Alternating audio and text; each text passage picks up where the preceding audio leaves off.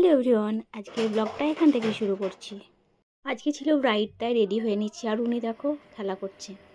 তো দেখো রেডি হয়ে নিয়েছি, এবার যাব।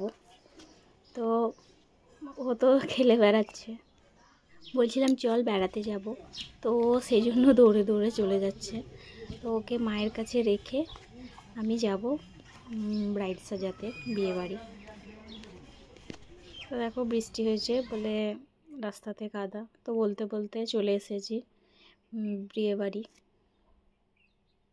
ব্রাইড আসতে দেরি ছিল, তাই একটু ভিডিও করে নিচ্ছিলাম।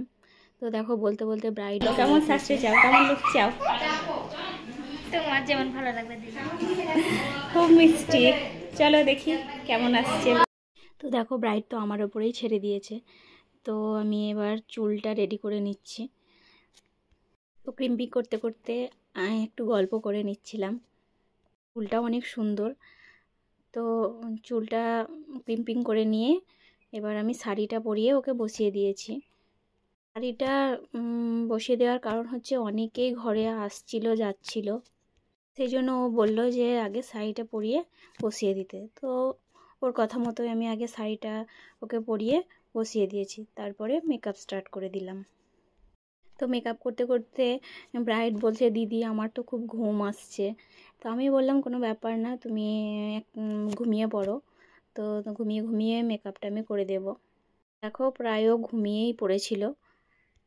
আমি গিয়েছিলাম রিসেপশন ব্রাইড সাজাতে। তো ব্রাইডের বিয়ের দিন, তার আগের দিন অনেক কাজ থাকে, রাত জাগতে হয়, সেই জন্য স্বাভাবিকভাবেই রিসেপশনের দিন একটু ঘুম পাই। পাওয়াটা স্বাভাবিক ব্যাপার, কারণ 2-3 রাত যদি জাগা থাকে তাহলে অটোমেটিকলি সবার ঘুম চলে আসবে। তাই ও ঘুম চলে এসেছিলো, ও ঘুমিয়ে গেছিলো। তো ওর ঘুম ভাঙতে ভাঙতে আমি প্রায় অর্ধেক মেকআপ কমপ্লিট করে ফেলেছিলাম। তো দেখো লিপস্টিক লাগিয়ে নিলাম। তো এই বলতে বলতে ওর ঘুমও ভেঙে গেছে। এবার আমি কলকাটা করে নেব। যেহেতু রিসেপশন ব্রাইড, তাই খুব ছোট্ট ওর মধ্যে কলকাটা রেখার চেষ্টা করেছি।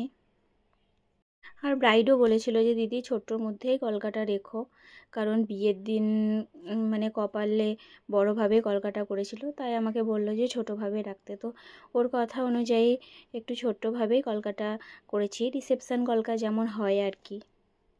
তারপরে বলতে বলতেই দেখো মেকআপ প্রায় কমপ্লিট হয়ে গেছে। তারপরে ফেভারিট পার্ট হচ্ছে গয়না পরানো। বেশিরভাগ মেয়েদেরই এটা ভালো লাগে, নিত্য নতুন ডিজাইন, নিত্য নতুন গয়না দেখতেও ভালো লাগে। ব্রাইড বলল যে দিদি আগে হাতেরগুলোই পরিয়ে দাও, তো সেই জন্য আমি ওর হাতেরগুলোই আগে পরিয়ে দিচ্ছিলাম। ওর যে চুড়টা ছিল একটু ছোট ছোট মনে হচ্ছিলো, তো আমি বললাম, জিজ্ঞাসা করলাম যে তোমার হাতে ঢুকবে কিনা। ও বললো যে ঠিক আছে, হয়ে যাবে। সত্যি কথা খুব সহজে হাতে পরানো হয়েছিল। এরপর আরও যে বাদবাকি গয়নাগুলো ছিল হাতের, সেগুলোই পরিয়ে নিচ্ছিলাম। তো দেখো কঙ্কনটা বাকি ছিল, তো ব্রাইড বললো ঠিক আছে আমি নিজেই পরে নিচ্ছি, সেই জন্য ও এই কঙ্কনটা নিজেই পরে নিয়েছে। তো হাতের গয়না পরানো পুরো কমপ্লিট, এবার গলায় পরাবো। তো দেখো এবার চোকারটা পরিয়ে নিচ্ছে। চোকারের ডিজাইনটা খুব সুন্দর, গলা ভর্তি, দেখতেও ভালো লাগছিল। তো ব্রাইডকে জিজ্ঞাসা করে নিচ্ছিলাম যে কতটা টাইট রাখবো, বললো ঠিক আছে। তো বলতে বলতে গয়না পরানো কমপ্লিট হয়ে গেছে। একদম শেষে সিঁদুরটা পরিয়ে দিলাম।